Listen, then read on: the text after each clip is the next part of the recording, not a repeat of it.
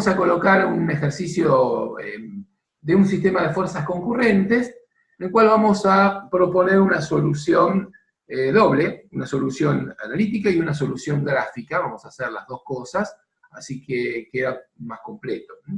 Recuerden que los sistemas coordenados que se utilizan en física para cualquier problema, ya lo usamos antes cuando trabajamos en cinemática, ahora lo volvemos a utilizar para trabajar con los problemas de estática, y cuando sigamos avanzando en otros capítulos de la materia, van a seguir apareciendo sistemas coordenados.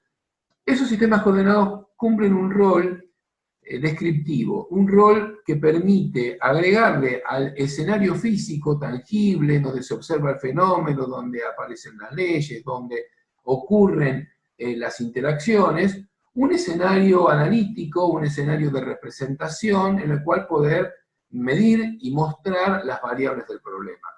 Y ese escenario es un escenario ficticio, un escenario, si se quiere, teórico, que uno agrega para describir el problema.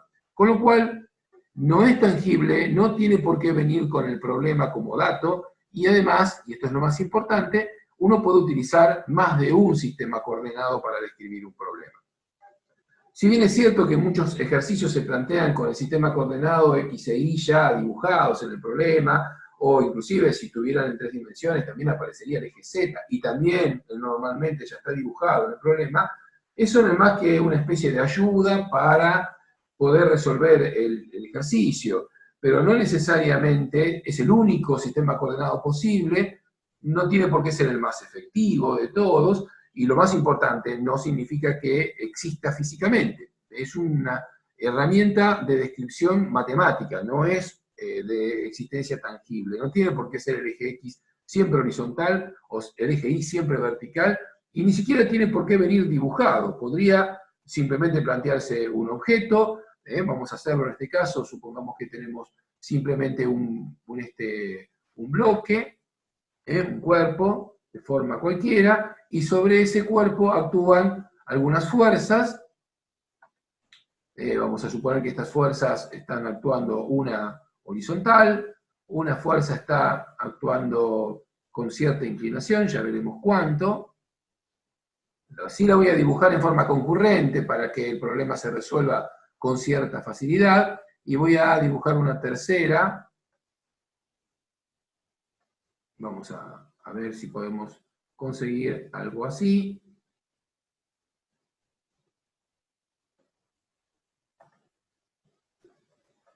Para que, bueno, tengamos un sistema de 3 fuerzas concurrentes que recibe el cuerpo. Entonces, observen que el problema no está planteando ningún sistema coordenado X e Y.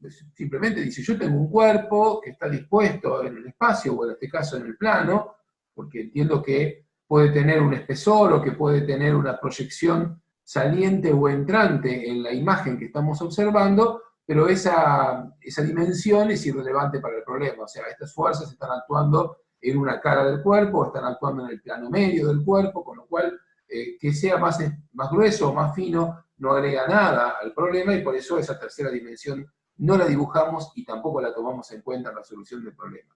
Y todas las fuerzas son coplanares, o sea, todas están en el mismo plano vertical que estoy dibujando acá, entonces no es necesario que agregue un tercer eje ni que agregue ninguna otra dimensión que no sea la que ya se dibujó.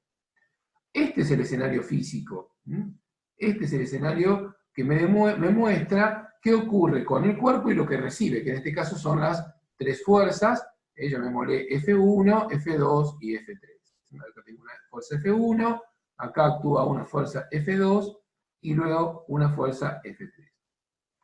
Para indicar las orientaciones de estas fuerzas, puede ser necesario utilizar algunas referencias, que podrían ser las caras del cuerpo, o podría tratarse de un sistema de ejes coordenados. Entonces, bueno, ahí es donde empiezan a aparecer los ejes. Vamos a dibujar los ejes con otro color, para que nos quede bien diferenciados uno del otro. Entonces voy a decir que acá en esta dirección está el eje X, y que en esta dirección está el eje Y, que son los ejes coordenados con los cuales voy a describir el problema.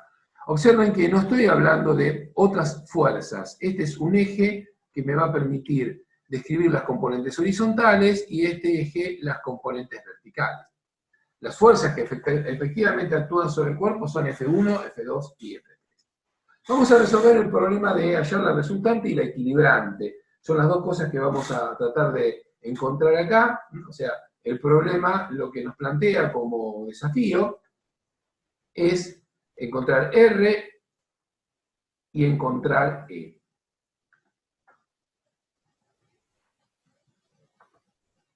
Así que, entonces en principio R y E, recuerden que E era la equilibrante del sistema, bueno, estas dos son las que necesitamos encontrar.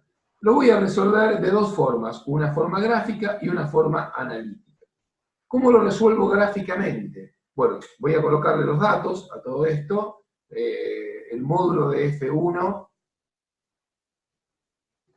va a ser de 500 kilos.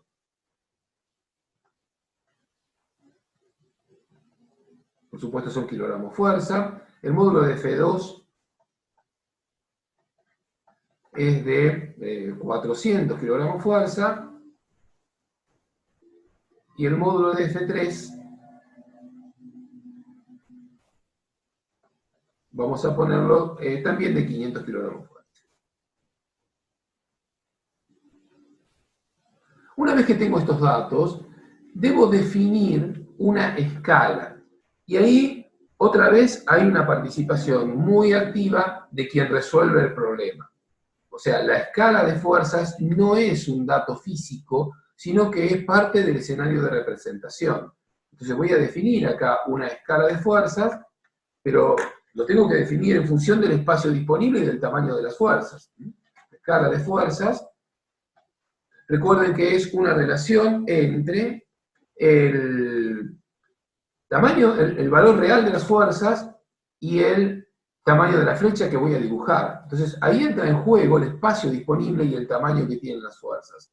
Así que les voy a pedir que ustedes acá coloquen alguna opción en virtud del tamaño que habitualmente tendrían en una carpeta de trabajo, para, bueno, qué escala le parece oportuna para poder dibujar estas tres fuerzas, dos de 500 kilos, la otra de 400 kilos, en un tamaño apropiado de un dibujo que pueda surgir en la carpeta de ustedes. Así que después de ese igual, a ver si alguien se anima a colocar un valor numérico de una escala de fuerza. ¿Cuántos kilos por cada centímetro de flecha van a dibujar?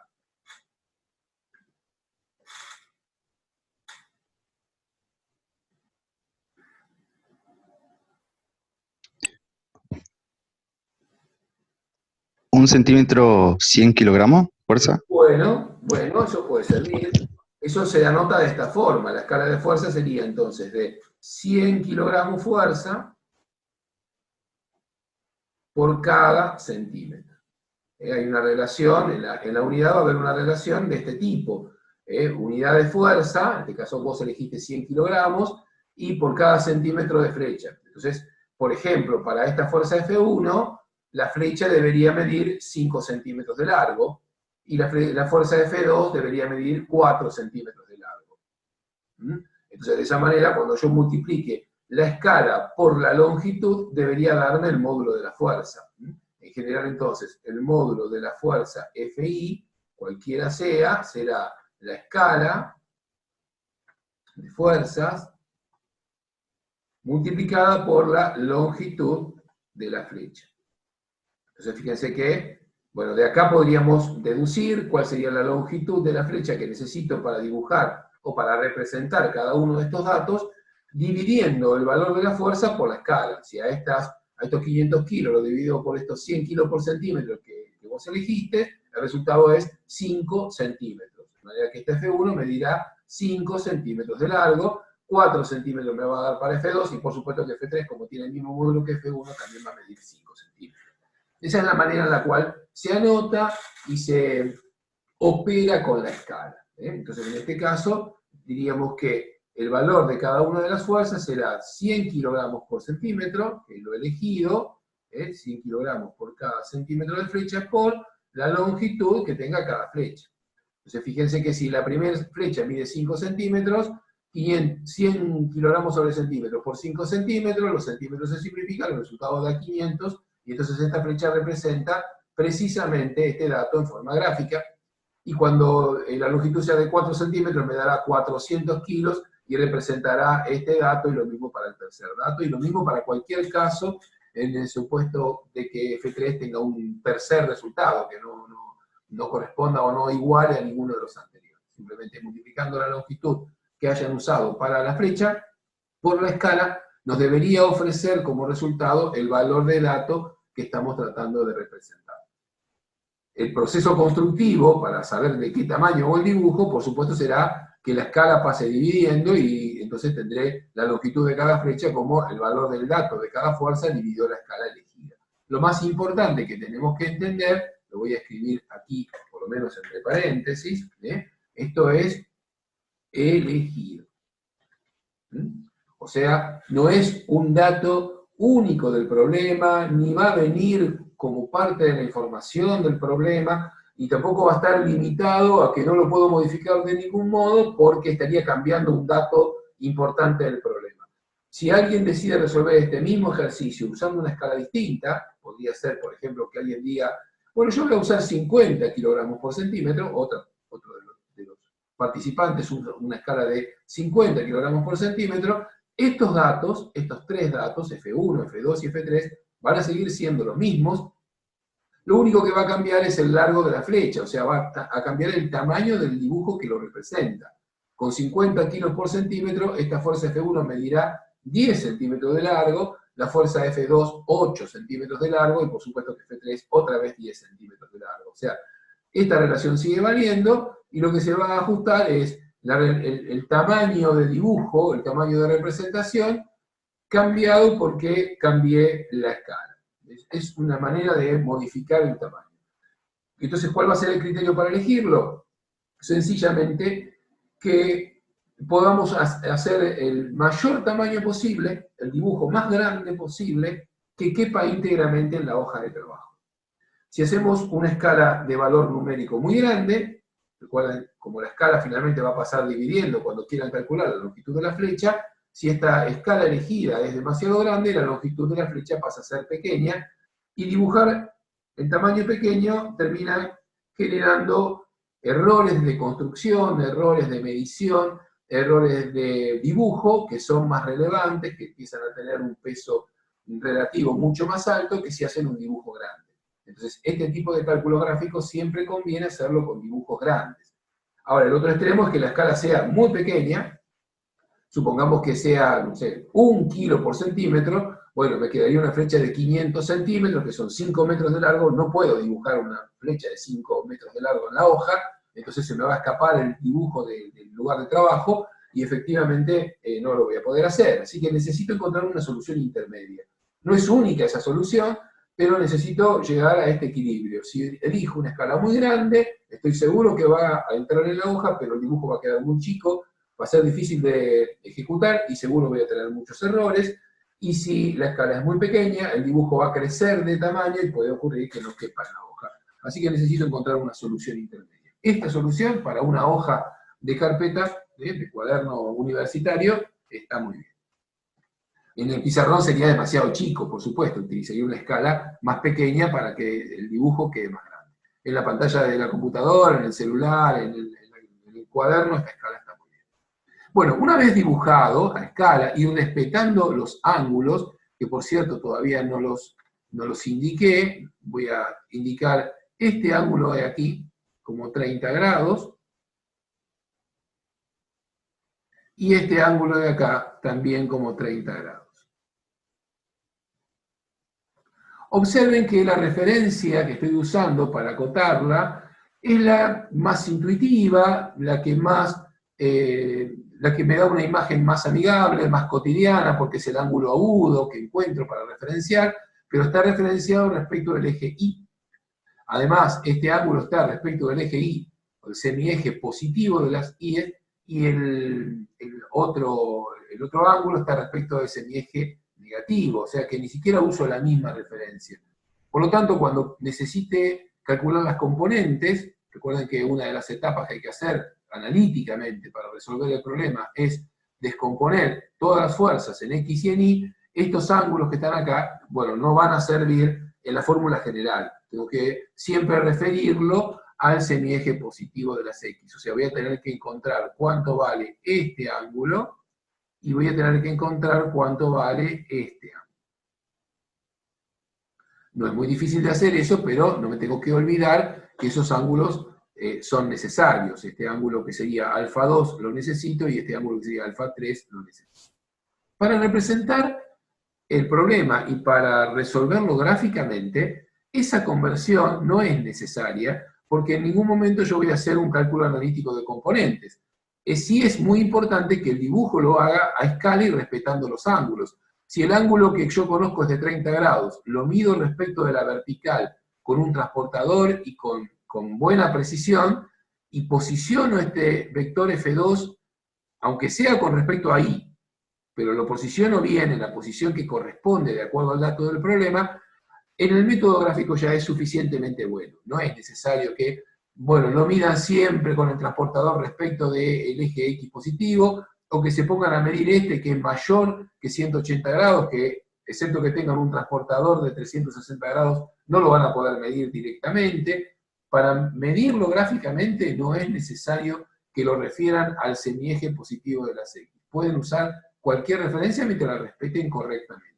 Para el cálculo analítico sí necesitan conocer estos ángulos, aunque terminen siendo mayor que 90 grados. Bueno, aclarado ese punto, vamos a hacer la parte gráfica.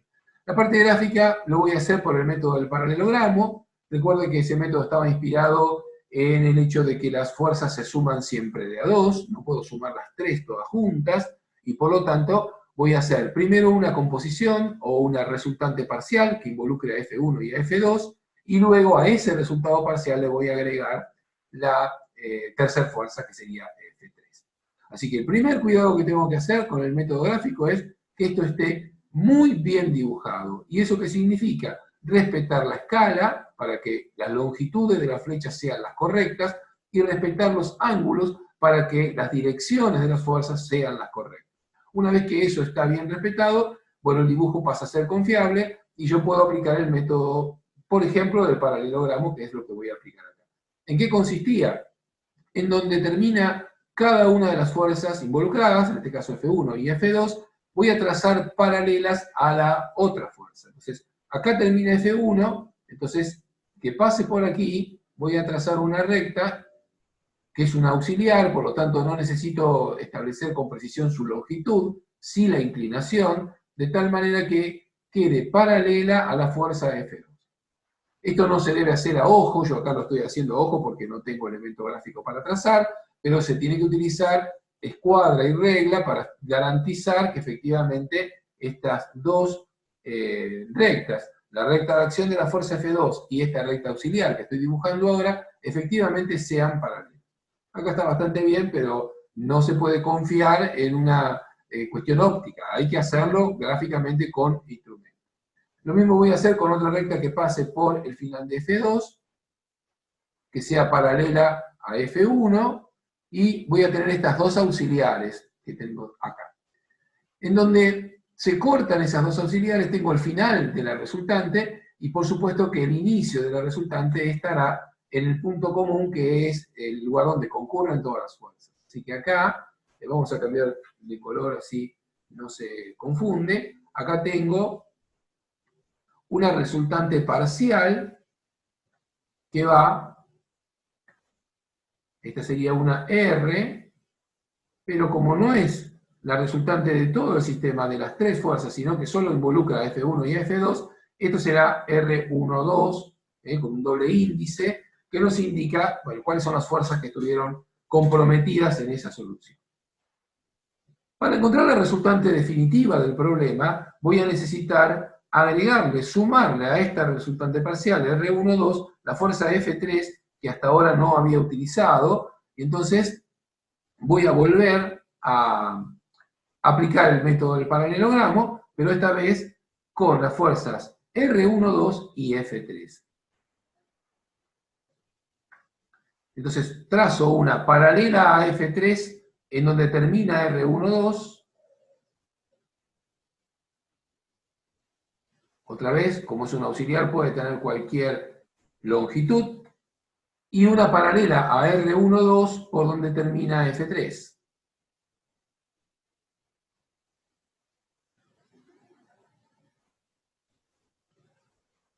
No tiene ninguna relación el tamaño del cuerpo. Todas estas construcciones las estamos haciendo involucrando los vectores, cuyo tamaño en el fondo dependía de los datos del problema y de la escala que usaron. Con lo cual, el tamaño de este rectángulo que representa el cuerpo que recibe estas tres fuerzas no tiene ninguna relación con en dónde se cruzan estas auxiliares, ni qué tan largas quedan las flechas, ni ninguna de esas situaciones. O sea, no tiene por qué justo pasar por este vértice, ni cortarse sobre un segmento que forma parte del rectángulo, ni ninguna de esas situaciones que uno podría sospechar que pueda pasar, pero en realidad eso no ocurre. Una vez que tenemos construido entonces este paralelogramo adicional, este último paralelogramo, voy a pasar a dibujar la última de las resultantes, que va desde el origen, que recuerden que es común, por eso como el sistema es concurrente, utilizo un origen que es común, hasta donde se cortan estas otras dos auxiliares. Esta otra fuerza que está acá es el resultado de acumular R12 y F3. R12 ya era F1 más F2, con lo cual se entiende que esta resultante que tengo acá sí involucra a todas las fuerzas y esta sería R. Ahí encontramos su representación gráfica, es decir, ¿qué información tenemos ahí? Un vector cuya longitud representa la resultante del sistema y que de algún modo me está indicando también cuál es la orientación o la dirección. Entonces, ¿qué voy a hacer con ese vector una vez que se dibujó? Lo voy a medir y voy a calcular la resultante utilizando para ello el mismo método que usé al principio para dibujar las fuerzas componentes, o sea, F1, F2 y F3. Voy a calcular el módulo de R simplemente a través de esta relación que está acá. O sea, voy a utilizar la escala de fuerzas, que por supuesto no la voy a cambiar, la escala de fuerzas es la que vengo usando en todo el problema, en este caso 100 kilogramos por cada centímetro, la escala de fuerzas, por la longitud, pero esta vez de R, ¿no? Porque es la resultante la que necesito encontrar. Así que en este caso voy a utilizar 100 kilogramos por cada centímetro, que es la escala que se usó al principio del problema, cuando uno eligió de qué tamaño dibujar el problema, y la longitud que tenga acá, bueno, vamos a suponer en esta escala que esto es 1,5 centímetros, aproximadamente lo voy a escribir acá entre paréntesis, la longitud de R es aproximadamente 1,5 centímetros, esto obviamente va a depender de que lo hagamos efectivamente con elementos. Yo acá estoy haciendo un trabajo muy a mano, no tengo con qué medir, pero cuando trabajen en la carpeta y resuelvan un problema ustedes, aunque sea este mismo, bueno, les propongo que lo hagan con reglas, cuadras y con elementos de medición, con lo cual midan cuánto es esta flecha final R que está acá. Yo estimo, en función de cómo quedó el tamaño de las demás flechas, que esta tiene un valor del orden de 1,5 centímetros, por eso claro, con mucha vehemencia aquí, con mucho relieve, que es aproximadamente, ustedes mídanlo bien, yo es solamente para que hagamos la cuenta que pongo este valor, entonces esto sería 1,5 centímetros, o el valor que les dé acá a ustedes, debería darle a todos el mismo resultado si usan la misma escala. Esto me está dando, fíjense que acá es donde las unidades de centímetros se simplifican, y me queda el resultado de 150 kilogramos fuerza. Este sería el módulo de la resultante. Con un transportador puedo medir cualquiera de los ángulos que permita referenciarlo. Bueno, por ejemplo, puede ser este ángulo que está acá, o puede ser este ángulo que está acá. Cualquier ángulo con respecto a cualquier eje lo pueden encontrar porque el método que estamos usando es exclusivamente gráfico y entonces de alguna manera encontrarían el alfa R Como, bueno, no sé, por ejemplo, si fuera este valor que está acá, nos da aproximadamente unos 30 grados, que como están medidos en contra de las agujas, perdón, a favor de las agujas del reloj, en contra del sistema trigonométrico, lo debería escribir como menos 30. Y ahí termina. El método gráfico propone esto. Esto es todo lo que necesitamos hacer para resolver el problema desde el punto de vista gráfico. ¿Por dónde pasa la resultante? Es algo que en un sistema de fuerzas concurrentes no es un desafío adicional. No necesitamos encontrar en este problema en dónde se encuentra el XR y el IR, como hacíamos con los sistemas no concurrentes, porque precisamente si el sistema es concurrente, la resultante pasa por el lugar en donde se encuentran todas las fuerzas. Es decir, en este caso estamos hablando de este punto que está acá, que precisamente ahí es donde centramos el sistema coordenado XY. O sea, se puede colocar en este vértice el sistema XY, se puede colocar fuera del cuerpo si quieren, todo eso se puede hacer, pero es poco astuto, no tiene mucho sentido porque uno sabe, en atención a que se trata de un sistema concurrente de fuerzas, que no es necesario calcular en dónde pasa la resultante porque pasa por donde se encuentran las fuerzas. Entonces, ya que sabemos todo eso, ¿por qué no colocar el centro de coordenadas, el origen de coordenadas, donde se cruzan eje X y eje Y, justamente en ese punto? Y entonces nos ahorramos un montón de problemas relacionados con el cálculo de la posición de R, porque sabemos dónde está. Cuando las fuerzas forman un sistema no concurrente, no es este caso, vamos a ver algún otro ejemplo en la tarde de hoy, en donde el sistema sea no concurrente, bueno, ahí no tenemos esa posibilidad de anticipar por dónde pasa R, y tampoco podemos entonces definir un punto estratégico para poner el sistema coordenado XY, con lo cual la geometría del problema nos inspirará para colocar alguno que nos parezca más elegante o más propicio, y si no, tenemos libertad para elegir el lugar del plano que se nos parezca, que nos dé la gana, y trabajar con coherencia con ese sistema coordenado, y que encontraríamos el X y el Y de donde aplica R con respecto a ese sistema coordenado que hayamos elegido. Todo eso en este problema del sistema de fuerzas concurrentes no es necesario hacer. Bueno, ahí termina la parte gráfica.